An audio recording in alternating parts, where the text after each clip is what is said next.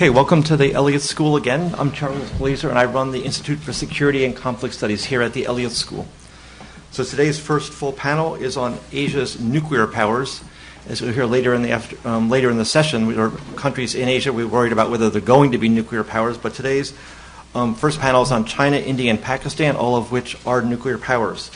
I have the hard job of keeping us on track time-wise, so that will be the only major thing I have to do. But we have three very impressive presenters. We've lost a little bit of time because of Senator Sessions answered so many questions, which was very nice of him. So we have about 3 10-minute presentations. My job is to keep the presenters on track, and then we have about 10 or 15 minutes for questions. So I'm going to do very brief introductions, and then we'll start in the order of the panel as they're up here. So we have Abram Denmark is Vice President for Political and Security Affairs at NBR, and he's had significant experience both inside and outside of government. He's worked he was a fellow at the Center for New American Security, and he served in the Pentagon. Then we'll go to our second speaker, Gaurav Kampani. He's currently at the Transnational Postdoctoral Fellow for International Relations and Security at the Norwegian Institute of Defense Studies in Oslo, the Center for Security Studies in Zurich, and the RAND Corporation in D.C. So he's in many places at one time, according to his bio here. In succession. In succession. No, I assume it was not simultaneous, but still that's a handful. And then our third speaker today is Christopher Clary, who's a PhD student in political science at MIT. He's now a Stanton Fellow at the RAND Corporation, and before that he served as a Council on Foreign Relations Fellow for South Asian Affairs and in the Office of the Secretary of Defense. So let's start right away. We'll go to Abe for 10 minutes. 10 minutes for anybody who's written a chapter is a real challenge, so I hope that you guys can condense your arguments, and then we'll move right along to questions. Thank you. Sure. Well, I have the happy pleasure of being able to present a chapter that I didn't write. So as an author, it's very easy for me as a non-author, it's easy for me to condense. Usually in these sort of situations, I begin by thanking the organizers. But in this case, I wanted to just thank everybody for coming this morning, and especially thank my fellow panelists for presenting their papers. I also wanted to mention that Chris Clary and I actually served in the Office of the Secretary of Defense at the same time, me working on China issues and him working on Pakistan. So it's a lot of late nights slaving away inside the Pentagon with Chris. So I have the happy privilege of presenting Geoffrey Lewis's paper. It's a fantastic chapter on China's nuclear strategies and China's nuclear posture. So I'll be presenting his arguments as written in the chapter, and it puts me in a very comfortable position during the Q&A so that everything you disagree with is something that I didn't write, and everything that you do agree with I can try to expound upon in the Q&A. So if there's one word that should describe how the U.S. has understood China's nuclear policy and posture in the past, a good word for it would be surprise. That in 1964, with China's first nuclear test, the United States was surprised that China both possessed enough fissile material to produce a bomb and was also further surprised that China had used highly enriched uranium for that bomb instead of plutonium. We've also been surprised over the years that China's nuclear arsenal has been relatively small and vulnerable, and some say somewhat provocatively vulnerable. And that it has a few hundred warheads for ballistic missiles, which are stored separately, and a no-first-use policy, which I'll explain later. But broadly speaking, because of this surprise that we've felt with China's nuclear posture in the past, there needs to be an element of humility when analyzing China's nuclear forces, recognizing that culture, politics, and ideology all conspire to prevent a full external understanding. So broadly, I'll go through the history of China's nuclear weapons and missile development, which is broken down into 2 phases. The first being fairly technological determinism, beginning in the late 1950s and operating through the 1980s, in which China sought to possess the same sophisticated weapons as other major powers, all the while referring to nuclear weapons as a paper tiger. China embarked on a program, an initiative called 8 Years, 4 Missiles, in which they in 8 years, tried to develop 4 missiles of various sophistication and capability, beginning with a large single-stage missile with one engine, developing to a missile with clustered engines, a staged missile, and finally an ICBM. This reflected a broader Maoist approach of setting high and often unrealistic goals, such as was seen in the Great Leap Forward, without a real understanding as what was involved in getting from point A to point Z.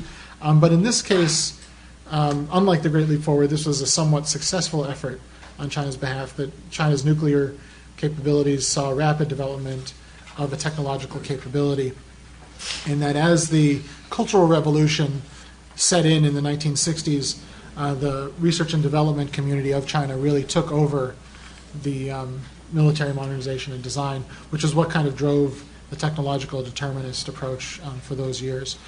Things started to change in the 1990s when the People's Liberation Army really, and especially the 2nd Artillery Corps, took over a lot of the R&D and became the dominant factor in military and strategic force posture and policy making.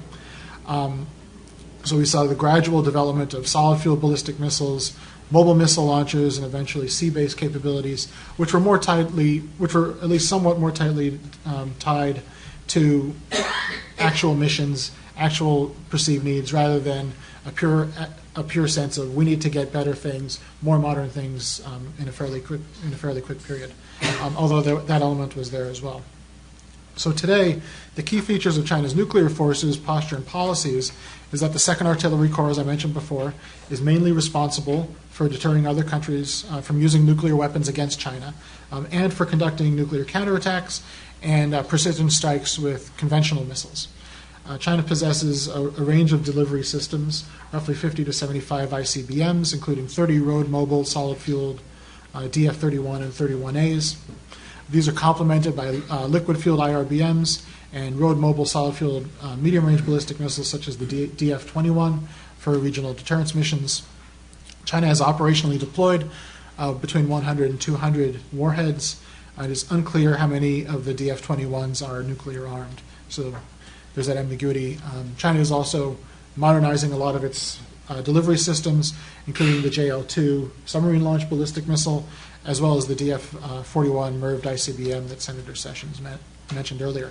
All of this being housed within a fairly robust no-first-use policy, in which China commits to not be the first country to use nuclear weapons in any exchange, to not threaten use against non-nuclear powers, basically committing itself to absorb a nuclear strike and then preserving the ability to retaliate in kind. And this sort of restraint, I think, deserves some explanation. The chapter does a good job of explaining Chinese restraint in the nuclear field. It was mentioned earlier that China is not being constrained by New START, which is true. China is actually being self-constrained in that the no-first-use policy, as explained in the chapter, is seen by many folks as part of China's ideological heritage, part of its Maoist traditions, and is unlikely to be abandoned officially, even if China were to move away from it in an operational sense. The chapter explains or interprets the no-first-use policy to be a political statement about the role of nuclear weapons in warfare, and that nuclear weapons will not be decisive. It is not necessarily indicative of China's actual use or non-use of nuclear weapons in a conflict. In China, there is an ongoing debate about the role of nuclear weapons and concern that the no-first-use policy may become increasingly problematic for China's security within the context of precision strike, conventional precision strike, and improving missile defense capabilities from the United States. So more recently, President Xi Jinping, in a speech to the 2nd Artillery Corps, told them that they need to be on high alert, which is a phraseology usually reserved for the United States and Russia, and was very rare for Chinese forces, which are usually not on that kind of alert status. And more recently, in China's most recent defense white paper, there was the standard language about the no-first-use policy was omitted from the official document. It was explained later on that China is not abandoning the no-first-use policy, that this is not an indication that they were abandoning no-first-use, but it is clear that there's a discussion happening within China's strategic community about this. But broadly speaking, nobody really is up to the level ideologically, politically, maybe even not Xi Jinping, to revise the Maoist dictums that they've inherited. It'll be more of an operational, if it happens, it would be more of an operational move away rather than a doctrinal explicit decision. So the impacts of all of this on strategic stability and regional security. Chinese planners manage a highly complex strategic environment. They need to account for the US, Russia, India, North Korea, and potential latent nuclear powers such as Japan. I'm going to detail, the book details a lot of these relationships. I'm going to focus on China and just a few remarks about India, US-China nuclear dynamics, excuse me. US-China nuclear dynamics for both China and the United States seem to be centered on Taiwan contingencies. China appears to believe that the U.S. will use nuclear threats to compel China to accept an independent Taiwan. Ironically, the United States, at least in many circles, is also concerned that China would threaten the use of nuclear weapons if unification seemed to be a lost cause. So there's an interesting parallel there. The United States has a range of extended deterrence guarantees that is a concern for China. And the key issue right now, and we can talk about this during the Q&A if people are interested, is whether or not the United States should accept mutual vulnerability with China. So far, the United States government has not made an explicit acceptance of mutual vulnerability, but something more tacit, recognizing China as deterrent and the practical inability of the United States to reliably negate it. China for its part, wants the United States to adopt a full no first use policy.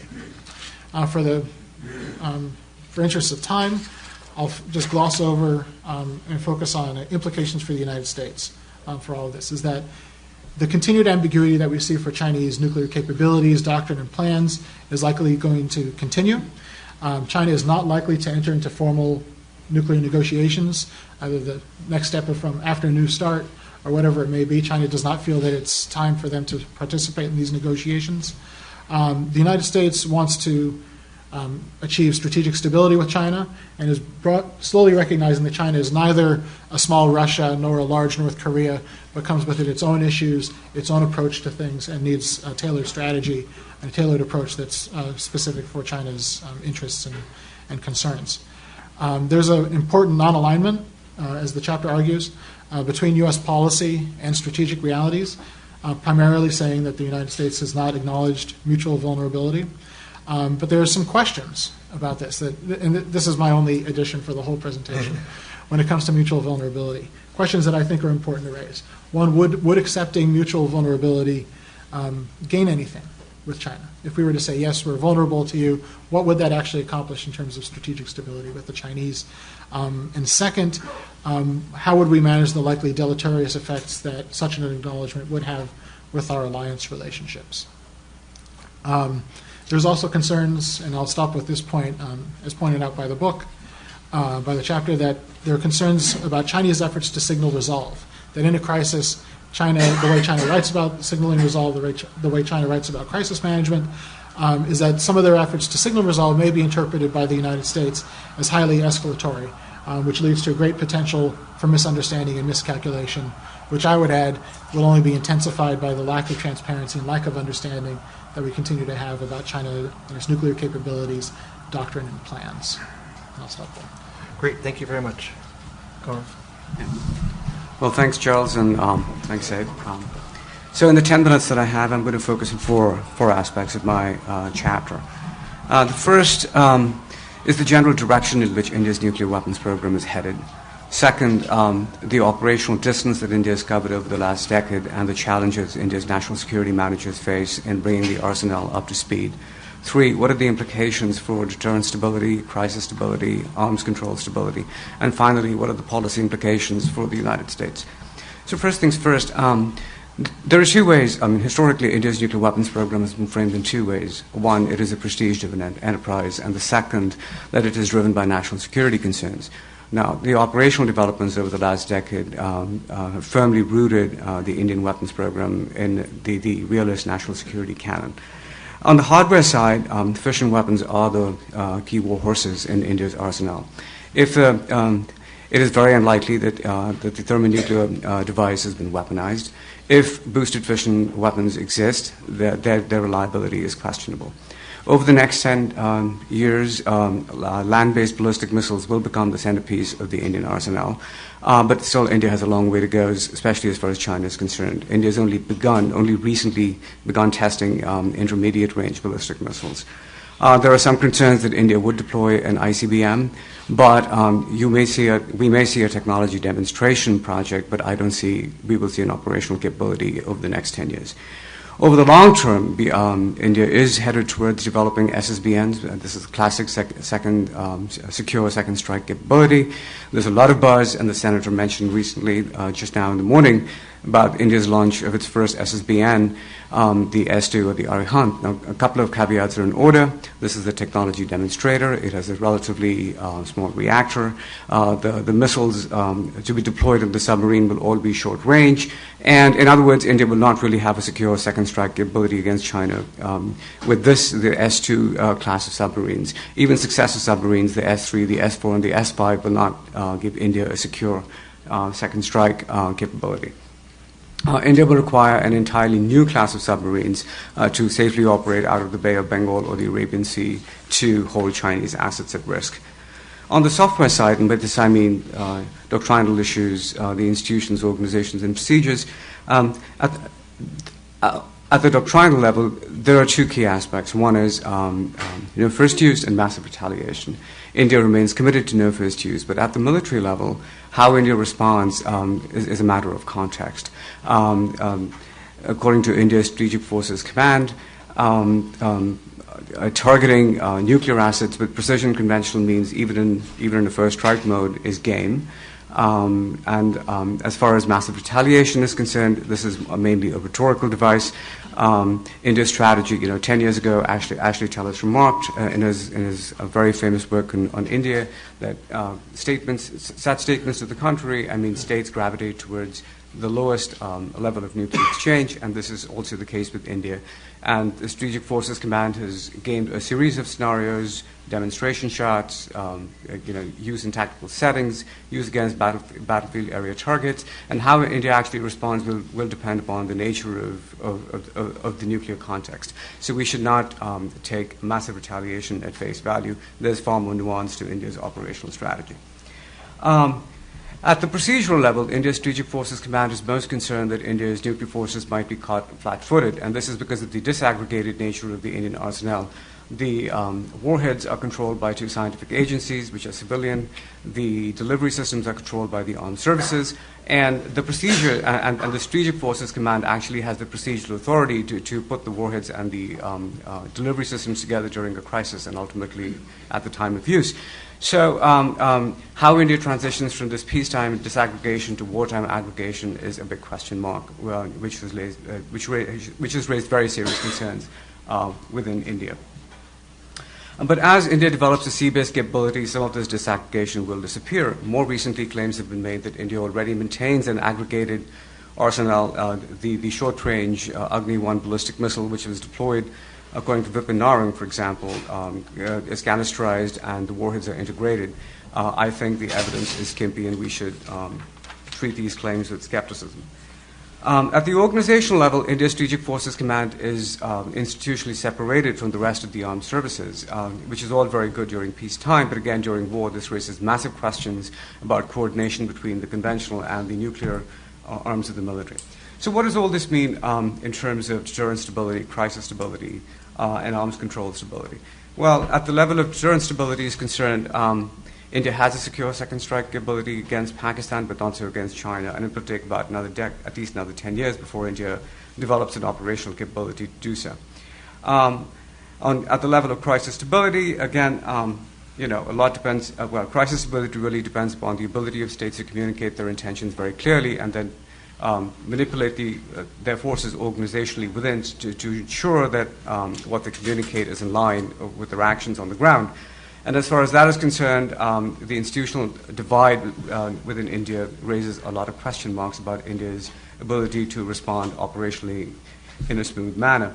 Organizationally, the separation within the Strategic Forces Command and the armed services raises questions how well India will coordinate its conventional and nuclear war strategy. Now, this has enormous implications for Pakistan, in the Indo-Pakistani dyad, and less so with China at present.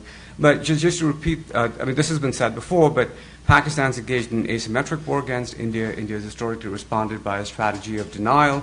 Gradually, the Indian military has shifted to a strategy of punishing the Pakistani military. If the Indians decide to act, it will require enormous coordination between the conventional and the nuclear arms of the military, and there is no central coordinating authority within the military to do so. So this raises a serious question mark.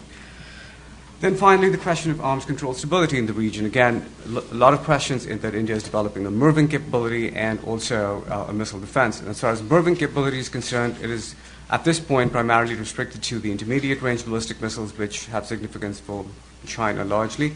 But again, I think a lot of analysts ignore the fact that India's warhead capability is very limited, and this is one of the key reasons that's driving India's MIRVing program.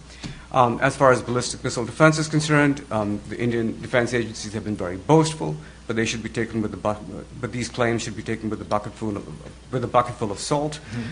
You've had 7 tests, 6 have been successful in highly rigged conditions. These have not been operationally tested, and so the Indian capability on the ground is far more prosaic than the Indian defense agencies make them out to be. So what are the policy implications for the United States? For one, I mean, India's emergence as a serious nuclear power, the United States is partially responsible for it. Thanks to the Indo-US nuclear rapprochement, India has greater access to fissile material, better access to dual-use technologies, and can directly now purchase delivery systems such as nuclear submarines and help in ballistic missiles from other advanced industrial states, particularly Russia. The implications for India's emergence as a serious nuclear power has a medium-term and a short-term implication. In the medium term, of course, it will address the asymmetric, or will address the asymmetries in the balance of power in Asia, especially vis-a-vis China. It will enable India to stand up to potential Chinese bullying and participate in quasi-alliances or partnerships with greater confidence. But in the short term, there are serious issues about deterrence instability and crisis instability in the region. The deterrence instability flows from the gaps in material Indian capabilities, and the United States has a choice. It can continue its passive approach that it's followed in the past, or it can follow a more proactive approach, the way it followed towards the French negative assistance or negative advice. In the short term, however, the region is prone to crisis instability, and not just because of India's organizational and institutional weaknesses, but also because of Pakistan's approach to fighting an asymmetric war in the subcontinent. And again, the U.S. approach in the past has been what I call the Band-Aid approach, which is intervene during crisis and urge arms control, and the U.S. has the option of putting the pressure on Pakistan to kind of lay off this asymmetric war strategy. And thus far, Indian nuclear arms buildup has not elicited a direct response from China. China has responded indirectly by arming Pakistan with the goal of boxing India in South Asia. But should Chinese respond directly to an Indian threat through the buildup of the intermediate range forces, it would have implications for the credibility of U.S. extended guarantees in Asia, and also and make reductions in the U.S. arsenal rather difficult. And in the case of South Asia, of course, the United States should be most concerned with Pakistan, which is the problem child of South Asia, and it has the fastest growing nuclear arms arsenal in the world, and any implosion in the Pakistani state or weakening of the Pakistani state authority has enormous implications for nuclear terrorism or the unauthorized use of nuclear weapons. Great, thank you very much. And with that comment on Pakistan, we lead right into Chris's paper, so thank you. Thank you. If Pakistan is the problem child of Asia, I'm hoping to be the problem child of this panel. I obviously won't be able to capture the full richness and some would say beauty of my chapter. So buy the book. If you're a faculty member, assign it to your syllabi, put it on the syllabi. If you're not a faculty member, the holiday season is approaching. I think nothing would make little Jimmy's eyes light up quite like getting Strategic Asia 2013 in the stocking. So let me walk you through the major elements of my chapter. I'll try to go quickly, both because we don't have a lot of time, and also Q&A is more interesting than prepared remarks. So Pakistan is assembling the constituent elements necessary for a battlefield nuclear capability. So that's my sort of bottom line. That's why one bumper sticker you should take away. But let me back it up. Let me complicate the bumper sticker. I'm a graduate student. Even my bumper stickers have footnotes.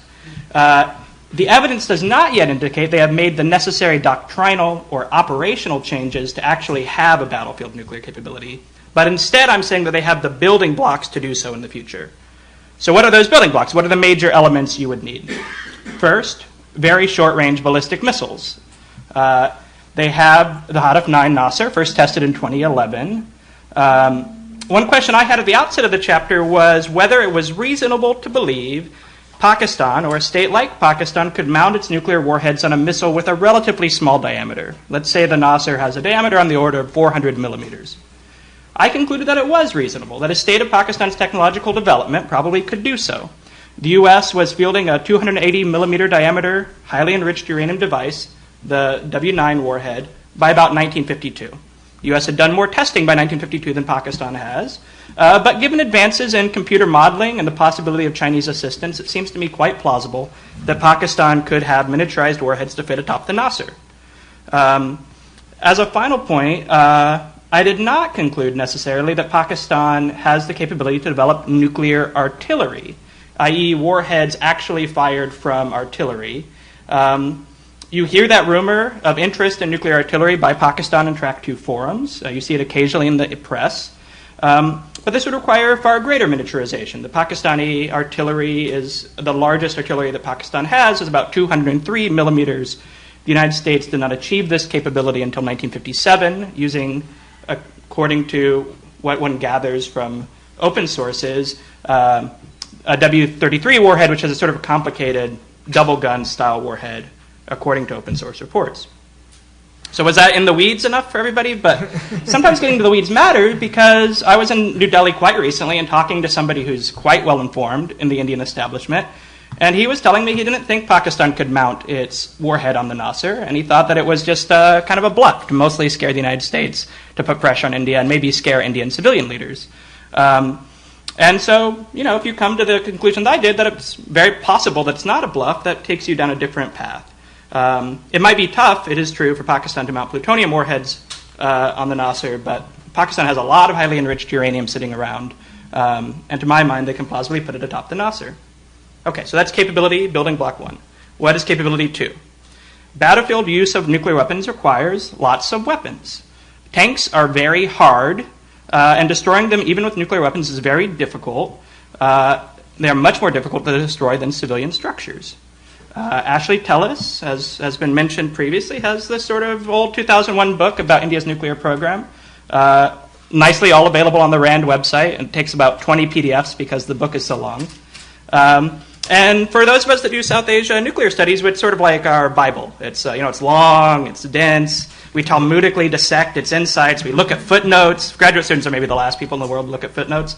And Ashley concluded in 2001 that it might take something like 37 15 kiloton devices, arguably what the size of the Pakistani nuclear weapon, maybe 57 weapons at the 8 kiloton yield, to operationally disable an Indian armored division. Not hard kill the tanks, but basically kill the soldiers that need to operate the tanks. And this led Ashley to conclude that such a Pakistani effort was unlikely and need not be a serious factor for Indian decision makers as they decided how to structure their arsenal at the turn of the century. The thing is, Pakistan has taken fissile material production very seriously. According to the best available public estimates, they are making fissile material like it is going out of style. And it kind of is going out of style, because we keep on having to say that Pakistan has the fastest growing stockpile of fissile material on the planet. Now, open source estimates of fissile material production require you to guess a lot of things. How is their uranium mining going? How is their enrichment capacity with centrifuges? How big are their reactors? How often are they operational? How much can they reprocess? How big are their warheads? So that's a lot of variables for me to make a guess at. You make a good guess. You have to assign value to those 6 or 7 things. And, you should take it with a shaker of salt. But once you walk through that process and you try to plug in good guesses, you get an estimate that Pakistan could have about 130 to 290 weapons equivalent of fissile material today. And they're on track to produce something, this is going to be a broader range, something between the range of 200 to 600 weapons equivalent by 2020. And you're saying, well, thank you. Thanks for those numbers, MIT guy. I'm so happy you came. And you gave us a huge range, so what's the point? Like 200 to 600, that's 400 weapons. That's like a big difference. But, I think it matters because you could it's very easy to go from that math to making the conclusion that Pakistan could very well assign 50 warheads to battlefield missions today and still have lots left over for strategic missions. That wasn't true 10 years ago. And certainly in the coming years, Pakistan could devote 50 to 100 weapons to battlefield missions and still have, say, 100 weapons remaining for strategic missions. I think it's difficult to understand the quantity of Pakistani fissile material production absent a desire by them to at least have the capacity to move down a battlefield route. There's just too many of these things for it to make sense for just a counter-value capability. There are other drivers for Pakistani fissile material production.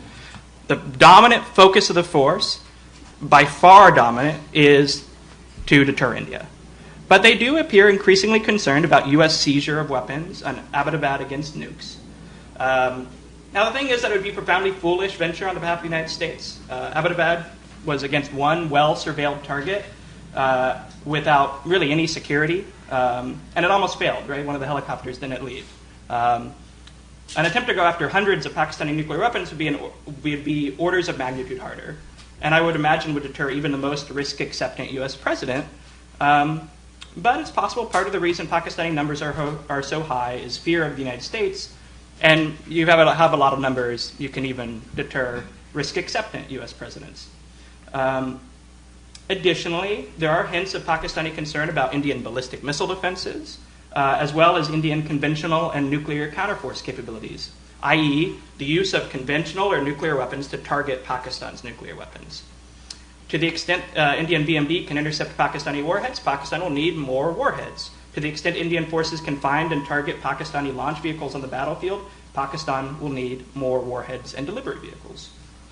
So there's lots more in the chapter. I review many of the developments on the delivery vehicle side of the house, cruise missiles, moving to the sea, which Pakistan wants to do. I talk in much greater detail about safety and security, something I'm happy to talk about in question and answer. But let me conclude by asking, how does this end? And my sense is that there are two interrelated developments that would arrest the expansion of the Pakistani arsenal. Namely, India-Pakistan relations need to improve. After all, the nuclear expansion is a symptom of the troubled relationship. And/or Pakistani resource constraints need to be so severe that a blank check is no longer possible for the strategic nuclear program. Right now, we're just not seeing that. Nawaz Sharif and his foreign affairs advisors are saying all the right things regarding India, but there are lots of spoiler groups out there that seek to stymie that progress. There's some sort of foolishness along the line of control in Kashmir, just reported this morning. No one knows really, does Sharif approve? Does the army approve? Who knows? And New Delhi is not in a position to weather lots of provocations at the moment. Manmohan Singh's ability to tell the rest of his government, we're going to proceed with rapprochement. We got elections coming around the corner. Resource constraints are fairly severe with Pakistan, not as bad as they were a few months ago because of international assistance. But so far, the Sharif government has proceeded with budget increases for the military rather than cuts. In particular, even in periods of defense constraint, nuclear weapons may be one of the last things that Pakistan cuts. So the arsenal looks like it's going to grow, and nuclear risk will probably grow with it. Thanks very much. Great. Thanks to all of our panelists. Having chaired many panels and also violated rules on my own when I was speaking, they did an excellent job of staying within time. So we have the better part of 20 minutes for questions. So please direct your question either to the panel as a whole or to one individual. Floor is open. Yeah, over here. Please wait for the microphone to come around.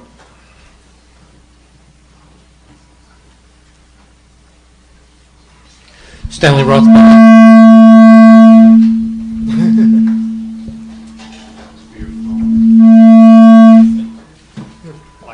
Powerful comments. Okay, try it again.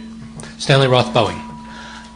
The question is for Abe, and feel free to decline since you didn't write the chapter on China. But what I'm trying to assess is the growth potential and Chinese intentions on nuclear capability vis-a-vis the United States, with the senator's point about how low can you go, recognizing, as you said, that we have salt with the Russians, and recognizing nascent nature of North Korea and Iran, very troubling regionally, but not necessarily in terms of threat against the U.S. directly. It really comes down to China right now.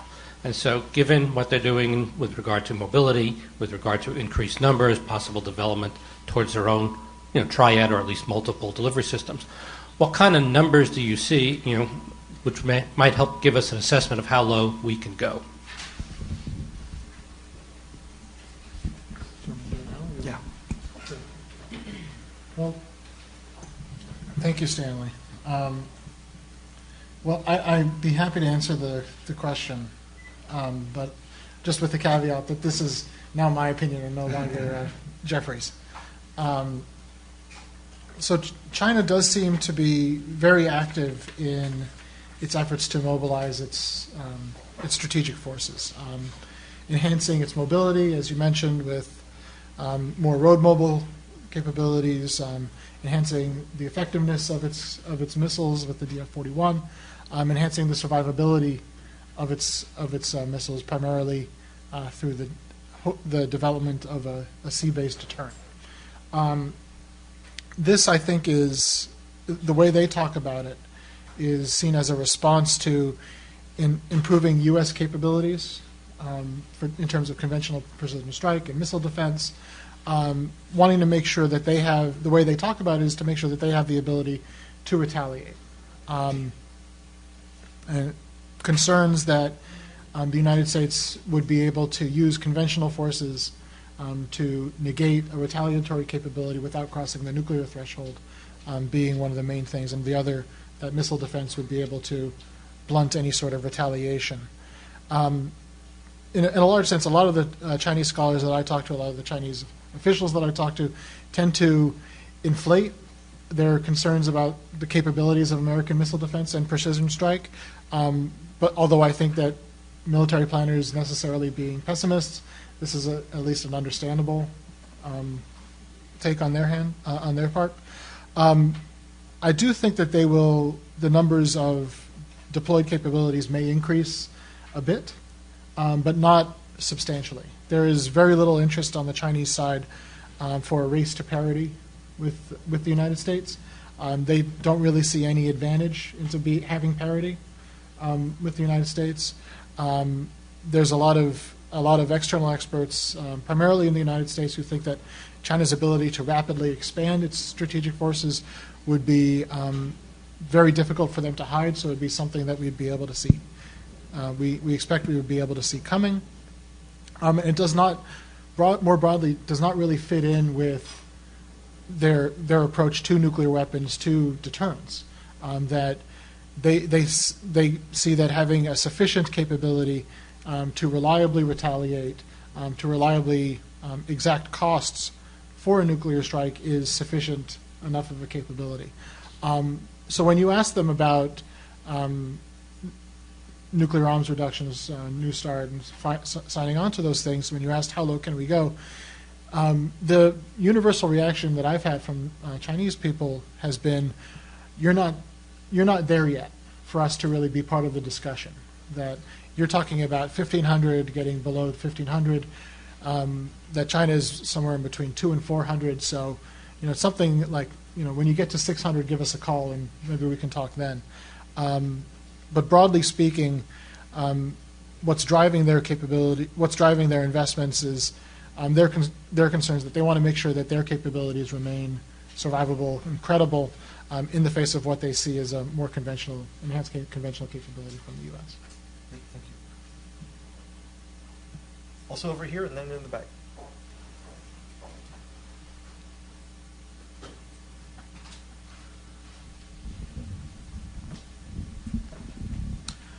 Stanley Kober. I'm looking at an article that appeared a year ago in a Pakistani newspaper, the Express Tribune. Inter-Services Intelligence reportedly intercepted a telephone call from the TTP, that is the Pakistani Taliban, wherein they were said to have been finalizing their strategy for attacks on nuclear installations. Vehicles carrying suicide bombers would attack these facilities. That this would appear in a Pakistani newspaper, I regard as very striking. And we know that they've had attacks on their own facilities. Security forces have been infiltrated. And I'm wondering if the panel could discuss this threat. Thank you. Chris, you want to take it first?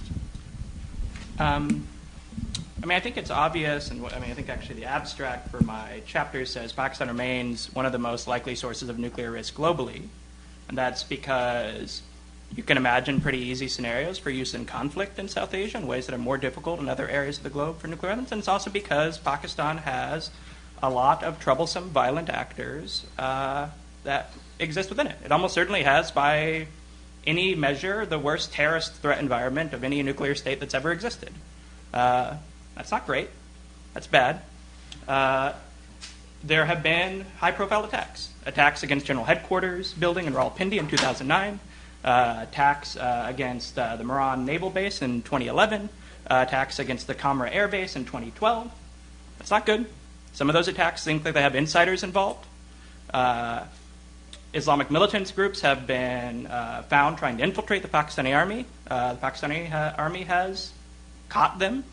It's always an interesting question when they capture somebody that is trying to infiltrate the army. Does it make you feel good because they caught them, or does it make you feel bad because the attempt was being made? The U.S. has had its own problems with personnel reliability in recent weeks, so I don't know. I don't know how that nets out. I think it is very clear that the Pakistanis take this incredibly seriously. They now have a force between 20,000 and 28,000 personnel that are charged with safeguarding the arsenal. Those personnel are trained. They're trained in part with consultation and training with the United States.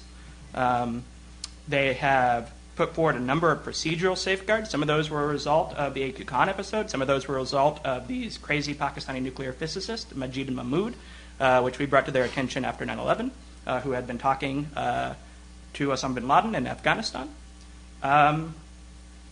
So I don't know how it nets out. They try really, really hard, but they have a very difficult threat environment. And it's not like we can wish them away. We have to keep on telling them to try hard. We keep on having to try to identify those threats ourselves. But, I think analytically, Pakistan, Russia still has a lot of material around, though we've spent a lot of effort safeguarding it. North Korea, I think you could have a real debate about if you were to say what's the most likely source of mushroom cloud on the planet, it's got to be those three states. And that's not good. But that's the reality we have to live with. Anybody else want to take it or comment on that? Yeah, go. Yeah, well, related to what Chris said, I agree, but the other thing is that Pakistan has made a fundamental commitment to outsourcing a large part of its security policy to non-state actors, and it is in bed with Islamic fundamentalist actors, and this is well known, and unless Pakistan gets off that, stops riding the tiger, it's difficult to stop riding a tiger anyways, but unless Pakistan makes a fundamental strategic decision, this problem will remain a perennial one. And I think the greatest threat in South Asia and to the United States. Thank you. In the back, please. Eric Way, intern at the Arms Control Association, and my question is for Mr. Kampani. India has indicated that with the Agni 5 tests, that 5 total tests are the necessary amount of tests before the missile becomes operational. I'm curious to ask is how realistic is this number in terms of making the missile operational? And then the second question is how serious is India taking Agni 5? At 5,000 kilometers, it's a little bit short of ICBM. Is it just a test bed for the Agni 6, or is there a serious consideration of making Agni 5 an operational deterrent in terms of India's strategic calculations? Well, thank you. This is an interesting question. In the case of India's land-based ballistic missiles, there are enormous concerns about operational reliability, and these missiles have a high failure rate, which is getting better as more and more tests are conducted. There is a debate inside the Indian establishment. India's Strategic Forces Command wants more actual full-fledged field tests to improve the reliability of these systems. India's research and development agencies prefer simulations and the testing of components. I do not think, well, I'm not an engineer, but talking to folks in the Strategic Forces Command, they do not believe that 5 tests are sufficient for operational reliability. Even in the case of the older missiles, the Strategic Forces Command has only begun over the last few years to test these missiles in an operational mode. So this remains the Achilles heel of India's nuclear arsenal, and it will take a lot more for the arsenal to come up to speed. On your second question, how seriously is India taking the Agni 5?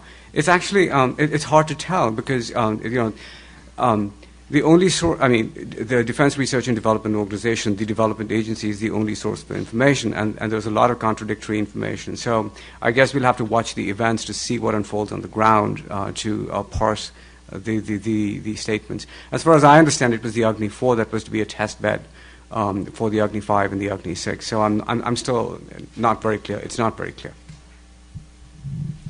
I would just add, how much reliability do you need, right? If you're sitting in Beijing, you're like, well, I think there's only a 35% chance each Agni will get here. Let's still throw a few Agnis your way. One of them might make it. So, I don't know how. We wanted a very high level of reliability in the Cold War. We might have gotten a little crazy with it. So it seems like the levels of weapons that need to move about in Asia to scare people is a lot less. And yeah, it's easier to get operational capabilities there. Thank you. Question here? I'm sorry, right here. Thank you. I'm John Hanley, just an interested citizen these days. But question is, one, as India takes its nuclear weapons to sea, could you expand on what their doctrine or their thinking on that? And then for the rest of the panel, the regional fallout, what likely reactions should we expect from that? Actually, I'm sorry, could you repeat the question? What are India's ideas for use of their SSBN? For instance, various countries have tried to protect them, send them out with groups, protection groups. Where do you think they'll be operating? How will they be protected? How will they be perceived by the other countries around? And what are they likely to do once India goes to sea with an SSBN? Okay, so India Forces is developing both nuclear, has leased a nuclear attack submarine from Russia and is also developing SSBNs. The SSBN strategy simply is a classic secure second strike capability. It's still about 10 years away. The current S-2 submarine, it deploys a very short-range missile. First of all, the missiles have only been tested from underwater pontoons. They've not even been deployed in the submarine. It's only begun sea trials. So the missile range, as far as I understand, is about 700 to about 1,000 kilometers. Again, there's a lot of obfuscation on the details.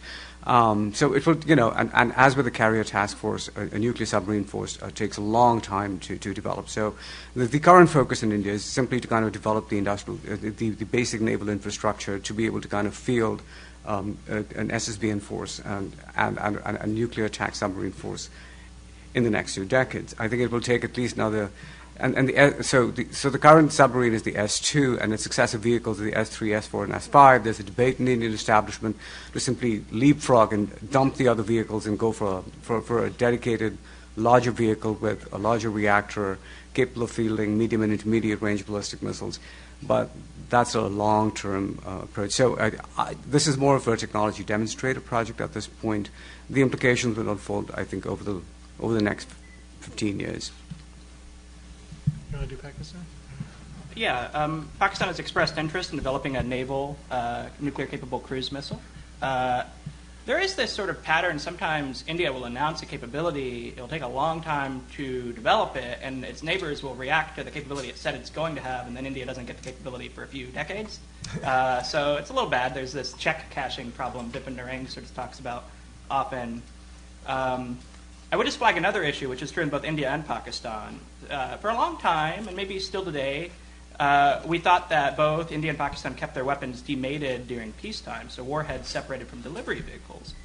very tough to do that with underwater nuclear missiles, whether cruise or ballistic.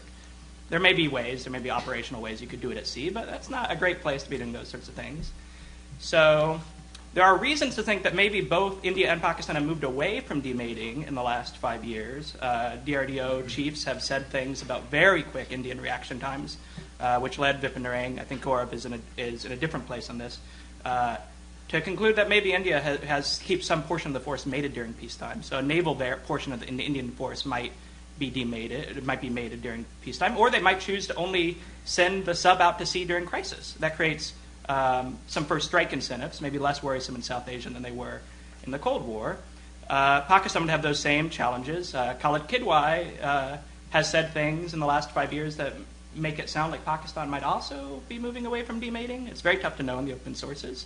And my guess is Pakistani decision makers might be willing to accept a different level of nuclear risk than Indian decision makers in terms of nukes at sea. But it's very possible that you could have lots of countries sailing around the Indian Ocean with nuclear weapons.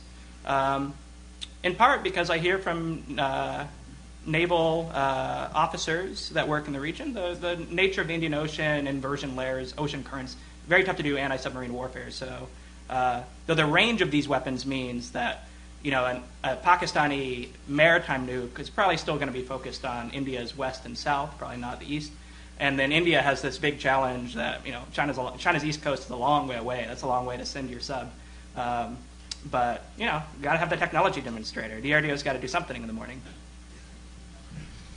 Yeah, in terms of China, I don't think the prospect of an Indian sea-based deterrent is keeping the Chinese up at night too much. Well, on one hand, they don't really like to talk about India in this context.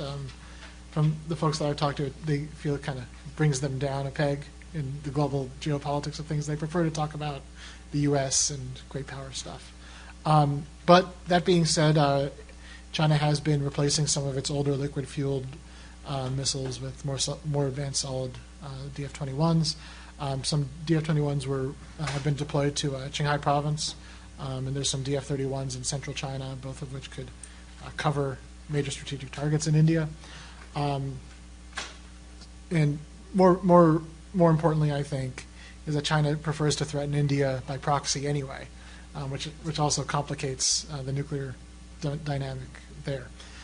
For what it's worth, though, China is also very unsure, at least from everything that's been said publicly, written publicly, about how their sea-based deterrent, once it becomes operational, would be used. A lot of the same issues that Chris mentioned. Unclear if they would prefer a bastion strategy either in the Bohai, the South China Sea, or a more U.S.-style deployment and patrol into the Western Pacific or South China Sea. It's very unclear which they prefer. And there's also the question of mating the warheads and the missiles, which they tend to not do, and who would control once it's on board. A few years ago, there was discussion of a bit of a controversy inside the PLA. Some discussion that the 2nd Artillery Corps wanted to have a 2nd Artillery Corps guy on the submarine who would, be part of the decision to whether or not to use it, whereas the Navy just obviously didn't want to have it do that, and just the standard Hunt for Red October, political commissar, captain, turn the key thing. I've been hearing rumors in the last few years that the Navy may have won that battle, and there may be just a Navy decision chain, at least on the submarine, without 2nd Artillery Corps getting involved. But again, that's all rumor and innuendo, and from folks like me who talk amongst ourselves about it. And I haven't seen anything official about any of that on the Chinese side. Great, thank you. We are actually out of time, but I'm going to take one more question over here. And then I ask for a short question and short answers, and we'll wrap up this session. I wanted to appreciate Dr. Kampani's mention of Indian BMD and the bucketful assault, and tying that to Chris's comments on taking India writing checks it perhaps cannot cash, and to ask you if you could talk a little bit about India and the move towards battlefield or tactical or whatever term one wants to use for weapons that would be in the same sort of category as the Nasser. Again, we have DRDO comments that get Pakistanis quite riled up, and many Pakistanis assume India already has a BMD system. So where do you see India going in the tactical battlefield arena? There has been some pressure from the military to respond to Pakistan's development of tactical nuclear weapons, actually. But at the political level, that authorization does not seem to be forthcoming. But India has, as I said, simple fission warheads are the war horses of India's arsenal, and they can be used perfectly well in tactical battlefield settings. The Strategic Forces Command has thought through how it might be used. There is, as I said, a massive retaliation is a rhetorical device, and the Indian military, if it does respond, will respond at a tactical level if there is, tactical use in the case of Pakistan. And there are a variety of scenarios, but I don't think they have tactical nuclear weapons per se. But this is, again, they may, for example, India developed chemical weapons and the Indian military never knew about them. Maybe they have, weapons, but in this sense, because institutionally, the Strategic Forces Command and the armed services are separated. The Indians are very adamant that there's nothing as tactical nuclear weapons use. It opens a whole can of worms. It will force sort of integration of the nuclear and the conventional arms, and they best keep it separate. But if the push came to a shove, they might use their fission weapons in a tactical way. I would just add, it's not probably great the DRDO decided to announce it's going to develop a very short-range ballistic missile system, the Prahar, shortly after the Nasser test. I mean, you don't need to ever, in every capability Pakistan fields, you don't need your own capability. India already had Smerch multi-barrel rocket launch systems. I can understand the need for some sort of long-range rocket artillery like the U.S. ATACMS system, but it sometimes seems like the DRDO can speak without anybody in the MEA or the PMO telling them whether it's a good idea or not, and that may not be a desirable state of affairs for the world or South Asian stability. And can I just add, just because the DRDO says something doesn't mean it's going to be operationally developed. It might be given a certain amount of money to test and play with something, but you perhaps will not see an operational system.